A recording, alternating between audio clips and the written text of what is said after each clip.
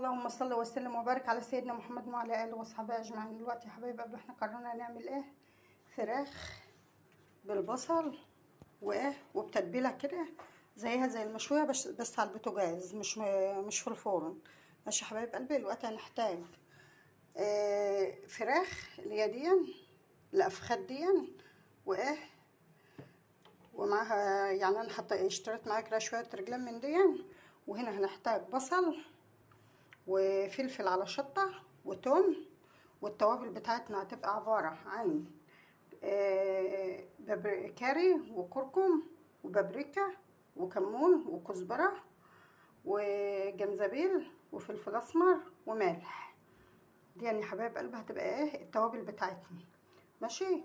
وهنا برضو التوابل دي يعني هتبقى عباره عن ورق لوري وحبهان وقرنفل اهم يا حبايب قلبي. ده في الكبه كده هنعملهم. هنضرب بقى الخضار بتاعنا ده في الكبه وهنرجع لكم تاني نقول لكم احنا هنعمل ايه. دلوقتي بقى كده في صينيه على النار هننزل بالفراخ كده على الناحيه بتاع اللي فيها الجلد اهو يا حبايب قلبي اهو.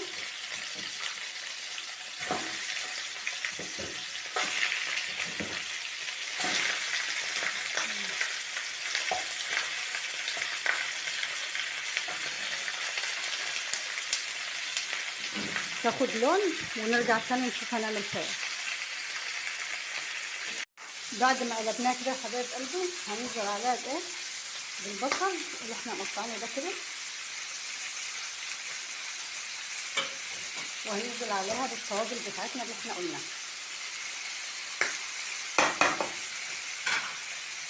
اهو يا حبايب قلبي. نشوحها كده بالتوابل.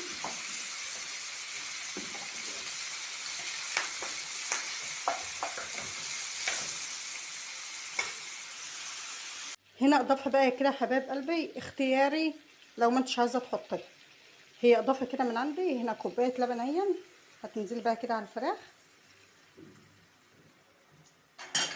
وتسيبيها ايه تتشوح كده مع التوابل اللي احنا حاطينها. مش هتغير في الطعم اي حاجه، بل بالعكس هتديلها طعم ونكهه جميله. كوبايه اللبن يعني احنا اللبن يعني بنحطه الزبادي اي حاجه، فمن بلدي ادي كوبايه لبن كده هتحطيها وتسيبيها كده لحد ما تاخد وتدي مع التوابل ونكملها بقى نشوف هنحط لها ايه تاني.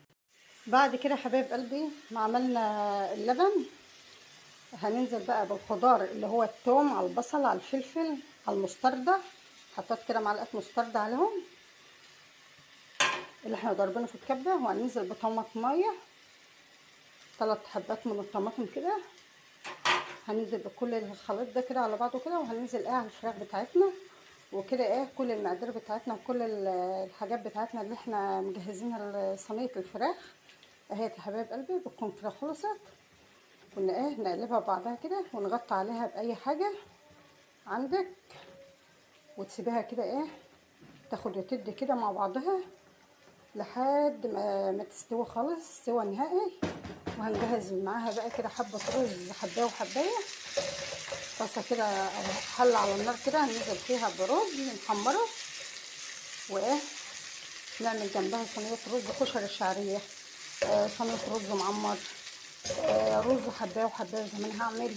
رز ابيض رز كده ابيض تقدح زيت وتنزل عليه بالرز زيت بس عادي وتنزل عليه الرز بالميه بتاعته وتزود له نطره فلفل اسمر اي حاجه. المهم ان هو بيتاكل برضو رز بسمتي اي حاجه من دي هي بتتاكل مع اي حاجه. وكده يا حبايب قلبي اهو بيكون شكل الصينيه بتاعتنا هي. نسيبها بقى لحد ما تستوي خالص ونرجع بقى نقدم معاكم الغدا بتاعنا النهارده يا حبايبي. يا رب الفيديو بتاع النهارده يعجبكم. وما تنسوناش بقى يا حبايب قلبي كده باللايك. لايك يا حبايب قلبي والاشتراك بالله عليكم.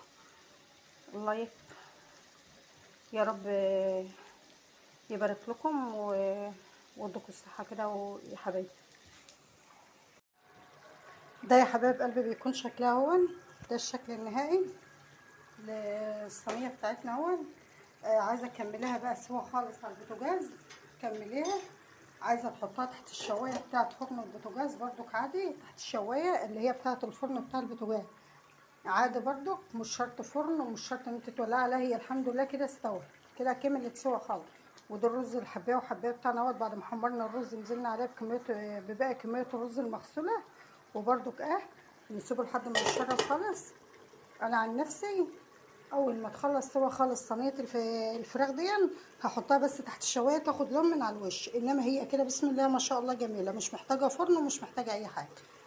ماشي يا حبايب قلبي، يلا نخلص خالص الاكل وكده ونرجع لكم بقى نوريكم الشكل النهائي للصينيه دي هيبقى ايه.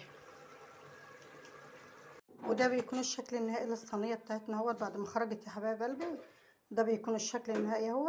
يا رب تعجبكم الطريقه بتاعتي. وعندي رجاء يا حبايب قلبي، يعني رجاء صغيرين كده. الاولاني كل اللي يشوف القناه يعمل لايك ويشترك فيها، والتاني انكم تدعوا لابني في ثالثه ثانوي ازهري بامتحان.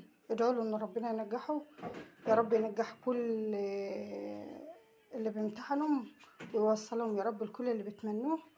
وكده بكده بنكون وصلنا لنهايه الفيديو. ما تنسوناش بقى بالاشتراك وباللايك، ومع السلامه.